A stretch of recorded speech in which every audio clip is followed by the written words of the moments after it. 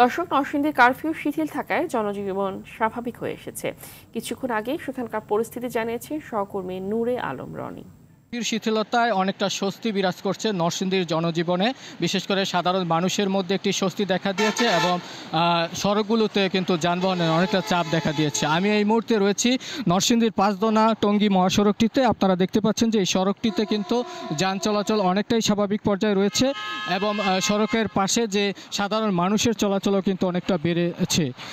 দর্শক, আপনারা যেমনটা জানেন যে গত কয়েকদিন আগে কোটা আন্দোলনকে কেন্দ্র করে নরসিংদীতে দুর্বৃত্তদের যে সহিংসতা চলেছিল, সেই সহিংসতার এখন কিন্তু আইনশৃঙ্খলা বাহিনীর যে তৎপরতা, সেই তৎপরতায় কিন্তু পরিবেশ অনেকটাই স্বাভাবিক পর্যায়ে চলে এসেছে এবং এখন বর্তমানে আইনশৃঙ্খলা পরিস্থিতি স্বাভাবিক রাখতে কিন্তু এই নরসিংদীর বিভিন্ন গুরুত্বপূর্ণ স্থানে কিন্তু আইনশৃঙ্খলা বাহিনীর ব্যাপক তৎপরতা রয়েছে।